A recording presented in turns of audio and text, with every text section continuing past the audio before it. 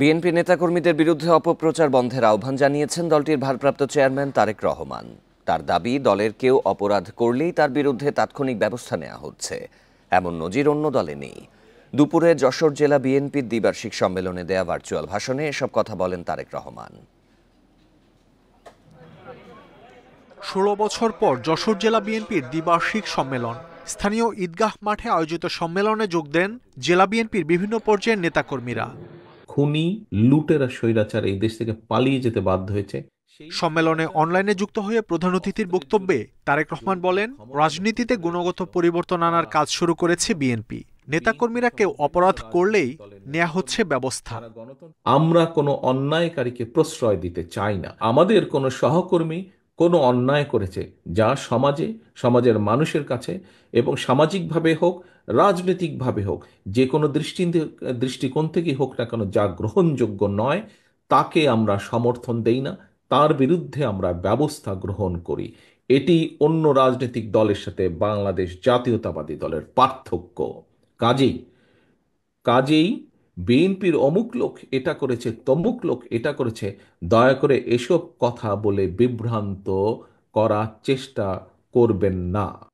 তারেক রহমান জানান, আপাতত দল পুনর্গঠনের কাজ চলছে। ক্ষমতায় গেলে দেশ পুনর্গঠন শুরু করবে বিএনপি। এই সরকার, যার প্রধান কাজ হচ্ছে দেশের মানুষের প্রত্যাশা অনুযায়ী একটি নিরপেক্ষ স্বচ্ছ নির্বাচন উপস্থাপন করা, জাতীয়তাবাদী দল এই দেশের মানুষের সমর্থন নিয়ে সরকার গঠনে সক্ষম হলে একটি রাজনৈতিক দল হিসাবে আমাদের সবচাইতে প্রথম এবং সবচাইতে জরুরি, সবচাইতে মূল্যবান কাজ হচ্ছে দেশকে পুনর্গঠন করা। বিএনপির ৩১ দফা বাস্তবায়ন করতে পারলেই দেশ ও মানুষের ভাগ্যের পরিবর্তন ঘটবে বলেও মন্তব্য করেন দলটির ভারপ্রাপ্ত চেয়ারম্যান তারেক রহমান। রাষ্ট্র কাঠামোকে আমাদেরকে মেরামত করা। মাহমুদ শরীফ, ইন্ডিপেন্ডেন্ট নিউজ। এটিই হবে আমার।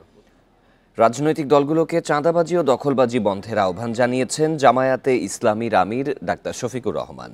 তার দাবি, ইসলামিক দলগুলোর কেউ জুলুম ও চাঁদাবাজির সঙ্গে জড়িত নয়। সকালে লক্ষ্মীপুর আদর্শ সামাদ সরকারি উচ্চ বিদ্যালয়ে এক সভায় এসব কথা বলেন তিনি। দীর্ঘ ২৮ বছর পর লক্ষ্মীপুরে খোলা মাঠে সমাবেশের আয়োজন করে জামায়াতে ইসলামী। সমাবেশকে ঘিরে সকাল থেকে জেলার বিভিন্ন স্থান থেকে আদর্শ সামাদ সরকারি উচ্চ বিদ্যালয় মাঠ প্রাঙ্গণে আসতে থাকেন নেতাকর্মীরা। সমাবেশে প্রধান অতিথি হিসেবে উপস্থিত হন জামায়াতে ইসলামের আমির ডাক্তার শফিকুর রহমান। তিনি নতুন প্রজন্মের কাছে কৃতজ্ঞতা জানান। বলেন, তারা বুকে তাজা রক্ত দিয়েছিল বলেই দেশ দ্বিতীয়বার স্বাধীন হয়েছে। নতুন প্রজন্মের ভয়ে দেশ থেকে পালিয়ে গেছে স্বৈরাচার। জালিমদের হাতে এইভাবে যুগে যুগে যারা দুনিয়া থেকে বিদায় নিয়েছেন, আমি তাদেরকে গভীর শ্রদ্ধার সাথে স্মরণ করছি। মহান রবের দরবারে দোয়া করছি, আল্লাহ যেন তাদেরকে শহীদ হিসাবে কবুল করেন। সমাবেশ থেকে তিনি সবার প্রতি চাঁদাবাজি বন্ধের আহ্বান জানান। তোমাদের যদি খাওয়ার অভাব হয়, আমরা আশ্বস্ত করছি, এই সমস্ত মানুষগুলা মিলে আল্লাহ আমাদেরকে যে নিয়ামত এবং রিজেক দিয়েছেন, আমরা ভাগ বাটোয়ারা করে খাবো। তবুও তোমরা চাঁদাবাজি ছেড়ে দাও, দখল বাণিজ্য ছেড়ে দাও, তোমরা মানুষকে কষ্ট দিও না। সমাবেশে আগামী জাতীয় নির্বাচনের আগে স্থানীয় সরকার নির্বাচন আয়োজনের দাবি জানান জামায়াতে ইসলামীর নেতাকর্মীরা। সমাবেশে প্রায় লক্ষাধিক মানুষের সমাগম হয়। দুর্নীতি এবং দুঃশাসনকে ইন্ডিপেন্ডেন্ট নিউজ। চট্টগ্রামের বোয়ালখালীতে পোশাক কারখানার আগুন ১ ঘণ্টা চেষ্টায় নিয়ন্ত্রণে এনেছে ফায়ার সার্ভিস। বিকেলে উপজেলার কালুরঘাট এলাকায় অ্যাভেলনা নামের একটি পোশাক কারখানায় আগুন লাগে। বোয়ালখালী থানার ওসি গোলাম সারোয়ার জানান, উপজেলার কালুরঘাট সেতুর পাশে ৯ নম্বর ওয়ার্ডে ৫তলা কারখানাটিতে আগুন লাগে। খবর পেয়ে ফায়ার সার্ভিসের ৪টি ইউনিট ঘটনাস্থলে গিয়ে আগুন নিয়ন্ত্রণের কাজ শুরু করে। ১ ঘণ্টা চেষ্টায় আগুন নিয়ন্ত্রণে আনে ফায়ার সার্ভিস।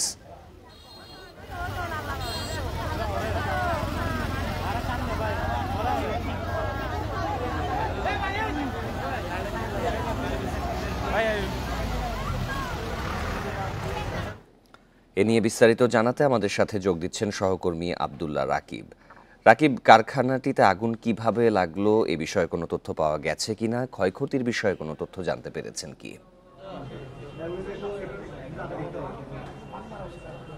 এখানে এখনো আগুন নিয়ন্ত্রণ আসলে নির্বাপনের কাজ করছে ফায়ার সার্ভিসের কর্মীরা, তারা নিরলসভাবে কাজ করে যাচ্ছেন।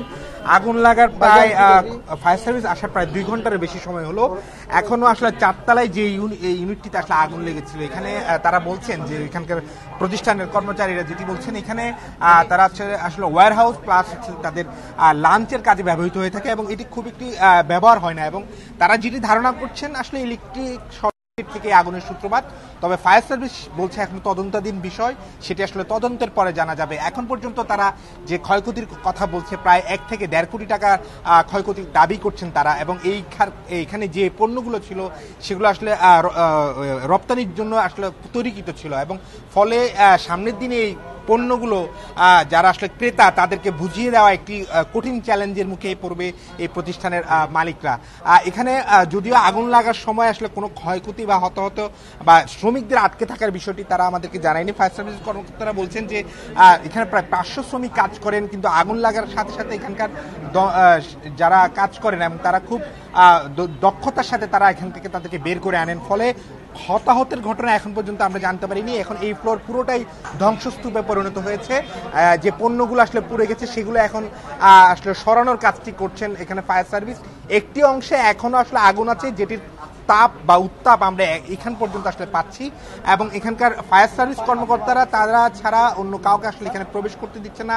এখানে রেড ক্রিসেন্ট আছে, স্কাউটের কর্মীরা আছেন, তারা আসলে শুরু থেকে এখানকার ফায়ার সার্ভিসের কর্মীদেরকে সহায়তা করছেন। আমরা দেখেছি আগুনের যে উত্তাপ ছিল সেটির কারণে আসলে আগুন নেভাতে গিয়ে আসলে দমকল কর্মীদের বেগ পেতে হয় এবং তারা ক্লান্ত হয়ে যান। যদিও তারপরেও এখানে যারা স্বেচ্ছাসেবী কর্মী আছেন তারা ব্যাপকভাবে সহায়তা করছেন। স্থানীয় মানুষজনের শুরুর দিক থেকে বলা চলে তাদের ব্যাপক সহযোগিতা ছিল, ফলে বড় ধরনের ক্ষয়ক্ষতি যেটি আসলে আশঙ্কা করা হচ্ছিল সেই ক্ষয়ক্ষতি থেকে আসলে বেঁচে গেছে এখানকার মানুষরা। এখানে পুরোটাই আসলে আগুনে পুরো কালো ছাই হয়ে গেছে, এবং এখন পর্যন্ত যে কোনো পণ্য আসলে অক্ষত পাওয়া যায়নি। তারা ফায়ার সার্ভিসের যারা ঊর্ধ্বতন কর্মকর্তারা এবং প্রতিষ্ঠানটির কর্মকর্তারা তারা সেটি এখন পরিদর্শন করছেন এবং তারা দেখছেন এখানে এখনো কোনো ধরনের শঙ্কা আছে কিনা আগুন ছড়িয়ে পড়া, সেটি আসলে তারা চেক করে দেখছেন। যদিও এখন পর্যন্ত ফায়ার সার্ভিসের কর্মকর্তারা যেটি বলেছেন কোনো ধরনের বড় ধরনের আগুনের ক্ষয়ক্ষতির হাত থেকে রক্ষা করা গেছে, আগুন নিয়ন্ত্রণে আছে, এখন সেটি পুরোপুরি নির্বাপনের চেষ্টা করা হচ্ছে। রাকিব, এই পোশাক কারখানার মালিকপক্ষের কাউকে কি সেখানে আসতে দেখা গেছে কিনা, তাদের কাছ থেকে কোনো তথ্য জানতে পেরেছেন কি? জি, মালিক পক্ষের প্রতিষ্ঠানের কর্মকর্তারা আমরা যদি দেখাতে চেষ্টা করি, তারা কিছুক্ষণ আগে আসলে এখানে প্রবেশ করেছেন। ফায়ার সার্ভিসের কর্মকর্তারা তাদেরকে নিয়ে এসে আসলে কি পরিস্থিতি সেটা দেখানোর জন্য।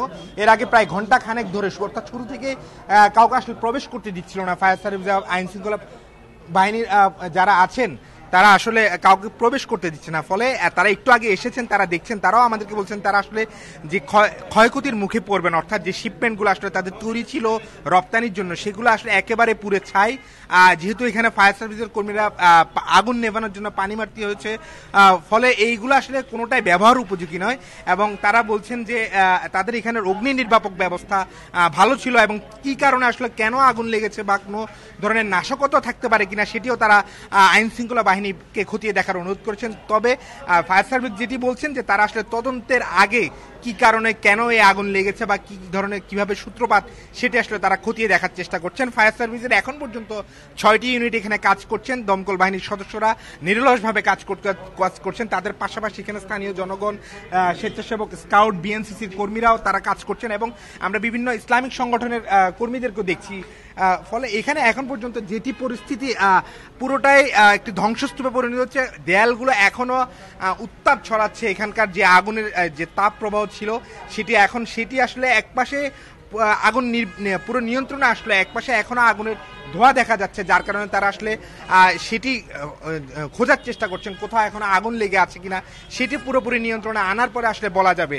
এটি একটি কর্ণফুলী নদী অর্থাৎ কালুরঘাট ব্রিজের ঠিক উল্টো অপর পাশে অবস্থিত এই প্রতিষ্ঠানটি, এবং এটি বোয়ালখালী উপজেলায় অবস্থিত, এবং এখানকার যারা শ্রমিক তারাও আসলে এই আশেপাশের উপজেলায় এখানকে বসবাস করেন, এবং বলা চলে প্রতিষ্ঠানটি বিকেলবেলার শেষ নাগাদ অর্থাৎ ছুটির ঠিক কিছু আগ মুহূর্তে আগুনের সূত্রপাত, এবং ফলে ধারণা করছেন এখানে যেহেতু একটি দুপুরের লাঞ্চ বা ডাইনিং রুম রয়েছে, সেখানে যদি কোনো রান্নাঘর থেকে আগুন ধরতে পারে কিনা, অথবা শর্ট সার্কিটের কোনো কারণ থাকতে কিনা। যদিও এখানকার কর্মকর্তা বা কর্মচারীরা বলছেন যে এখানে আসলে শর্ট সার্কিট থেকে আগুনের লাগতে পারে বলে তারা ধারণা করছেন, এবং ফায়ার সার্ভিস সেটা আসলে খতিয়ে দেখছেন আসলে তেমন কোনো কারণ কিনা।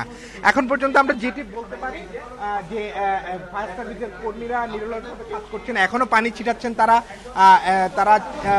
যে বিল্ডিং এর যে দেয়ালগুলো এবং বিশেষ করে সিলিংগুলোতে এখনো যে আগুনের উত্তাপ আছে সেটি আসলে কমানোর বা প্রশমনের চেষ্টা করে যাচ্ছেন, এবং তারা বলছেন যে তারা আসলে এখানকার পুরোপুরি নির্বাপিত করে তারা আসলে এখান থেকে যাবেন। এখন পর্যন্ত সেই জিনিসটি তাদেরকে আমাদের জানিয়েছেন। তবে এখন পর্যন্ত হতাহতের কোনো ঘটনা ঘটেনি। আগুন নির্বাপনের বিষয়ে আপনি তথ্য সংগ্রহ করতে থাকুন, আপনার মাধ্যমে পরবর্তীতে আমরা দর্শকদের জানাবো। চলন্ত বাসে ডাকাতি ও শ্লীলতাহানির ঘটনার দায়িত্বে অবহেলার অভিযোগে টাঙ্গাইলের মির্জাপুর থানার এএসআই মোহাম্মদ আতিকুজ্জামানকে বরখাস্ত করা হয়েছে। এদিকে এ ঘটনায় ৩ জনকে গ্রেপ্তার করেছে পুলিশ। শুক্রবার রাতে সাভার থেকে তাদেরকে গ্রেপ্তার করা হয়। গ্রেপ্তারকৃতরা হল মানিকগঞ্জের মুহিত, শরীয়তপুরের সবুজ এবং ঢাকার শরীফ। তাদের কাছ থেকে 3টি মোবাইল ফোন, একটি ধারালো অস্ত্র ও ২৯,৩৭০ টাকা উদ্ধার করা হয়। তারা সবাই আন্তজেলা ডাকাত দলের সদস্য বলে জানিয়েছে পুলিশ। প্রাথমিক জিজ্ঞাসাবাদে তারা অপরাধের দায় স্বীকার করেছে বলেও জানিয়েছে পুলিশ। বেলা 11:30টায় টাঙ্গাইলের পুলিশ সুপার মোহাম্মদ মিজানুর রহমান সংবাদ সম্মেলনে এসব তথ্য জানান। এর আগে বৃহস্পতিবার রাতে ওমর আলী নামে এক বাস যাত্রী বাদী হয়ে মির্জাপুর থানায় মামলা করেন।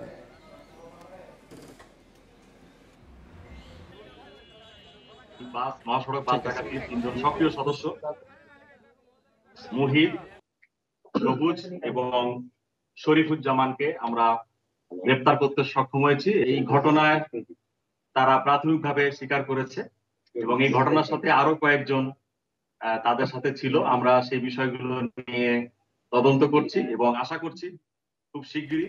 মুন্সিগঞ্জের সিরাজদি খানে এক গার্মেন্টস কর্মীকে অস্ত্রের ভয় দেখিয়ে সংঘবদ্ধ ধর্ষণের অভিযোগ উঠেছে। এই ঘটনায় শুক্রবার মামলার পর একজনকে গ্রেপ্তার করেছে পুলিশ। উপজেলার বালুচর ইউনিয়নের চর চসুমউদ্দিন গ্রামে এই ঘটনা ঘটে। পুলিশ জানায়, গত 6 ফেব্রুয়ারি ভুক্তভোগী নারী ফতুল্লার একটি গার্মেন্টস থেকে মুন্সিগঞ্জের সিরাজদি খানে যাচ্ছিলেন। এ সময় ডিসি প্রজেক্টের সামনে পৌঁছালে অটোরিকশা থামিয়ে ধারালো অস্ত্রের ভয় দেখিয়ে ওই নারীকে সংঘবদ্ধ ধর্ষণ করে দুর্বৃত্তরা।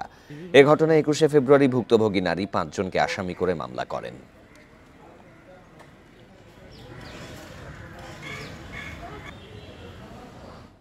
সুনামগঞ্জের শান্তিগঞ্জ উপজেলায় আওয়ামী লীগ ও বিএনপি নেতা সমর্থকদের মধ্যে সংঘর্ষে আহত হয়েছেন অর্ধশতাধিক।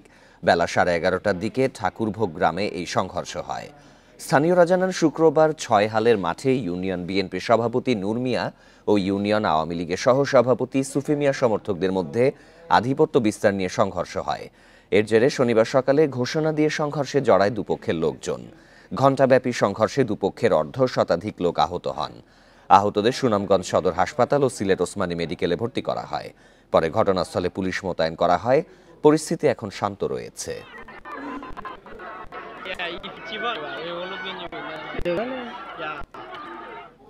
ফাল্গুনের দ্বিতীয় সপ্তাহেই রাজধানীতে দেখা মিলল বৃষ্টির। রাজধানী ছাড়াও রাজশাহী, ঢাকা, ময়মনসিংহ ও খুলনা বিভাগের 2-1 জায়গায় বৃষ্টি হয়েছে।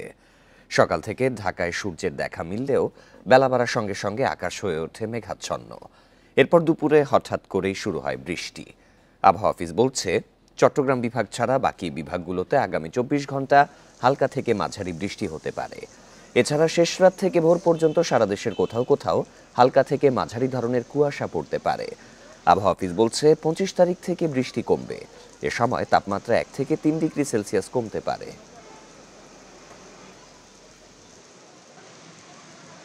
আগামী 24 ঘন্টায় দেশের পূর্বাভাসে বলা হয়েছে, ঢাকা, রাজশাহী, খুলনা, বরিশাল, ময়মনসিংহ, সিলেট বিভাগের 2-1 জায়গায় অস্থায়ীভাবে বজ্রসহ বৃষ্টি হতে পারে। 22তম দিনে মেলায় নতুন বই এসেছে 144টি। এ নিয়ে এবছর মেলায় বই এসেছে মোট 2356টি। সবচেয়ে বেশি প্রকাশিত হয়েছে কবিতার বই। শনিবার ছুটির দিন থাকায় মেলায় পাঠক দর্শনার্থীর ভিড় চোখে পড়ার মতো। বেচাবিক্রি আগের চেয়ে বেড়েছে, জানালেন প্রকাশকরা। বই কেনা বা দেখার পাশাপাশি বাংলা একাডেমির মূল মঞ্চে সাহিত্য আলোচনা ও সাংস্কৃতিক অনুষ্ঠান উপভোগ করছেন দর্শনার্থীরা। লেখক পাঠকদের মত বিনিময়ে দেখা যায় দর্শনার্থীদের ভিড়। মেলায় এখন পর্যন্ত বেশি বিক্রি হচ্ছে উপন্যাস ও গল্পের বই।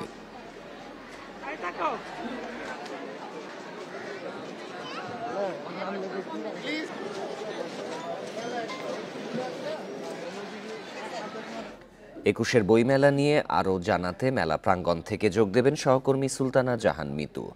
মিতু, সন্ধ্যার পরে পাঠক দর্শনার্থীদের উপস্থিতি কেমন দেখা যাচ্ছে, যেহেতু আজকে ছুটির দিন আর একটু আগে তো বৃষ্টি হয়েছে, বৈরী আবহাওয়ায় বইমেলায় কোনো প্রভাব পড়েছে কি?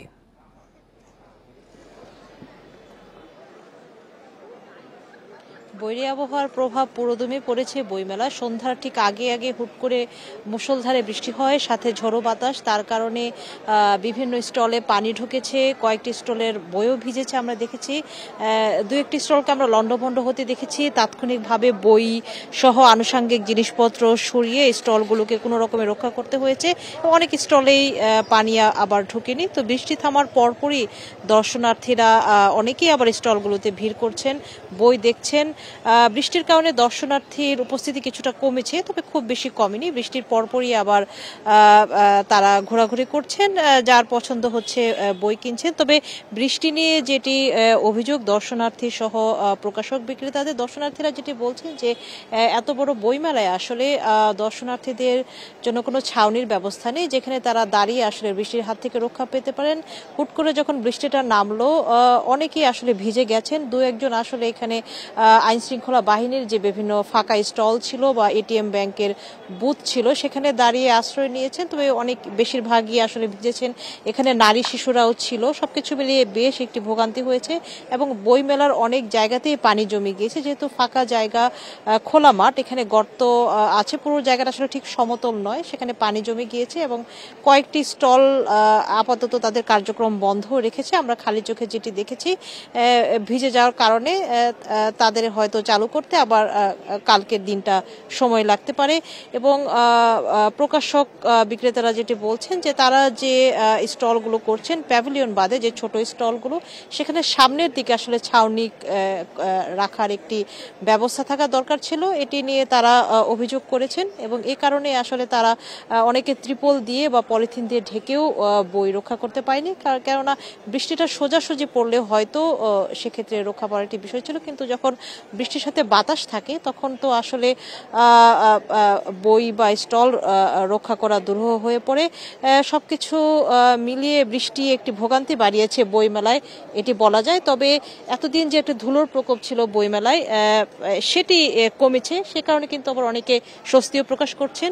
বৃষ্টির কারণে একটু ঠান্ডাও পড়েছে, সে কারণেও আসলে দর্শনার্থীরা স্বস্তি জানিয়েছেন। সবকিছু মিলে ভোগান্তি আর বৃষ্টি মিলে এখনকার মতো চলছে বইমেলা। এই ছিল 22তম দিনের খবর জানাচ্ছিলেন সহকর্মী সুলতানা জাহান মিতু।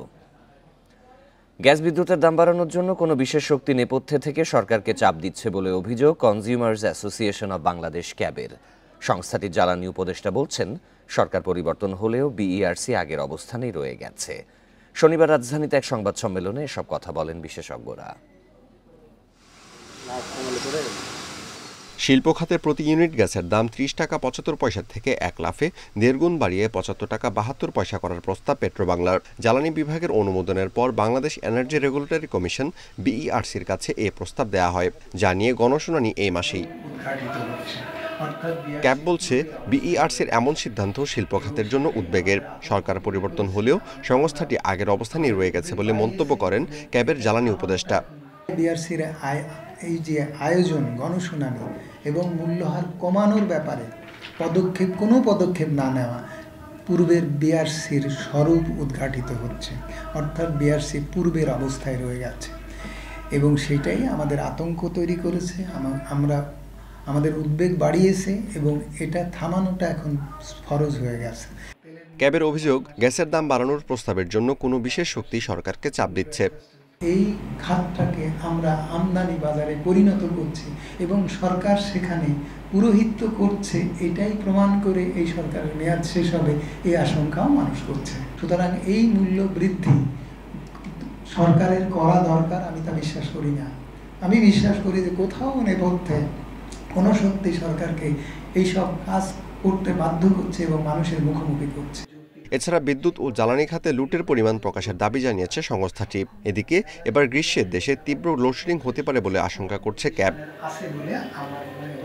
Amirul Islam, independent news, Dhaka.